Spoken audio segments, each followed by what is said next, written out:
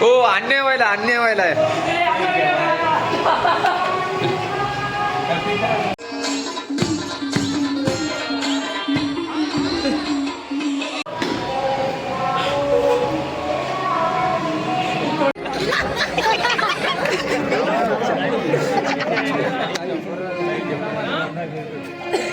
वालीने युद्धा करता सुग्रीवाने युद्धा करता वालीला बोलवलेला आहे. महाभयानक दोघांचा युद्ध त्या ठिकाणी प्रारंभ झालेला आहे. जसं महायुद्ध त्या ठिकाणी प्रारंभ झालं, हातामध्ये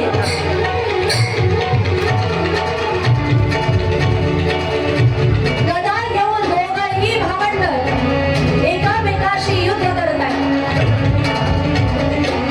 अशा स्थितीमध्ये वालीने भरपूर मारलेला आहे सुग्रीवाला. भयभीत झालेला सुग्रीव पळालेला आहे. रामप्रभूंच्या जवळ सुग्रीव आलेले आहेत आणि रामप्रभूंच्या जवळ येऊन सुग्रीव हात जोडून रामप्रभूंना सांगतायत, प्रभू एवढं तो मला मारतोय तरीही तुम्ही त्याचा वध का करत नाही? मला मार खाण्यासाठी पाठवले? रामप्रभू म्हणताय, सुग्रीव तुम्ही दोघंही भावंड दिसायला सारखे आहेत. माझ्याकडून जर बाण चुकून तुम्हाला लागला असता तर फार मोठा अनर्थ झाला असता. दोघांपैकी कोण वाली कोण सुग्रीव कळत नव्हतं. मग रामप्रभूंनी लक्षात येण्याकरता खूद चिन्ह म्हणून एक पुष्पमाला सुग्रीवजींच्या गळ्यात घातलेली आहे आणि सुग्रीवजींना सांगितलेलं आहे, आता जा आणि युद्ध करा. पुन्हा एकदा सुग्रीव युद्ध करण्याकरता गेलेले आहे. महाभयानक युद्ध त्या ठिकाणी सुरू झालेलं आहे. असं युद्ध चालू असताना झाडाच्या आडून रामप्रभूने वालीला बाण मारलेला आहे. वालीला बाण लागल्याबरोबर वाली जमिनीवर पडलेले आहे आणि वाली जमिनीवर पडल्यानंतर रामप्रभू त्या ठिकाणी वालीच्या जवळ जाऊन उभे राहिलेले आहेत. रामप्रभू वालीच्या जवळ जाऊन उभे राहिले आणि रामप्रभू वालीला बोलतायत, हे दुष्ट. रामप्रभू उभे राहा. रामप्रभू वालीला बोलतायत की हे दुष्ट, तुला या ठिकाणी युद्धाला येऊ नको म्हणून पत्नीने समजावलं होतं ना? मूड तो ही अतिशय अभिमाना, नारी सिखाव न करसी न गाना. वाली हात पत्नी ही मुली समान असते. अशा दुष्टाला इनही कुदृष्टी भी लोक जाय ताही बदे कछु पाप न होय. यांच्यावर कुदृष्टी टाकणाऱ्याला मारलं तरी सुद्धा पाप लागत नाही. वालीला जेव्हा राम म्हटले की मूड तो ही अतिशय अभिमाना, नारी सिकाव न करसी न काना, त्यावेळेस वालीला समजलं की हे साक्षात ब्रह्म आहेत, भगवान परमात्मा आहेत.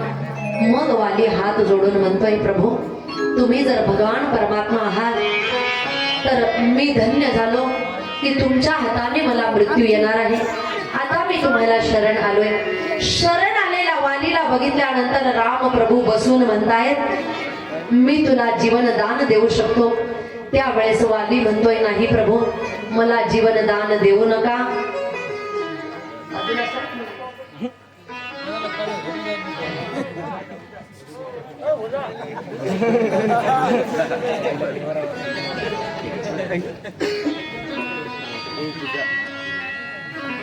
वालीने सांगितलं, प्रभू माझे प्राण वाचवू नका. जन्म जन्म मुली जतन कराई, अंत राम कछु आवत नाही. आज मी तर भाग्यवान आहे की माझ्या समोर राम आहे आणि रामाच्या हाताने मला मृत्यू येत आहे. माझ्यासारखं भाग्यवान कोण असेल?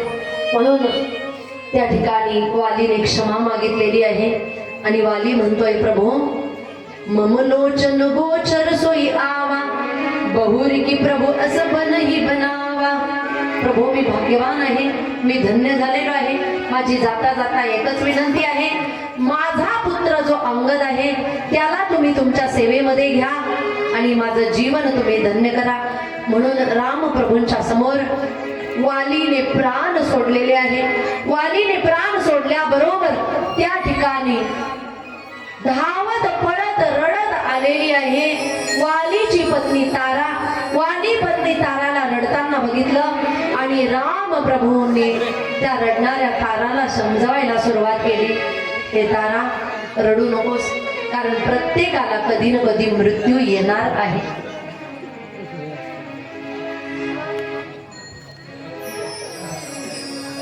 एकदा सगळ्या पात्रांसाठी जोरदार टाळ्या वाजवायच्या आहेत.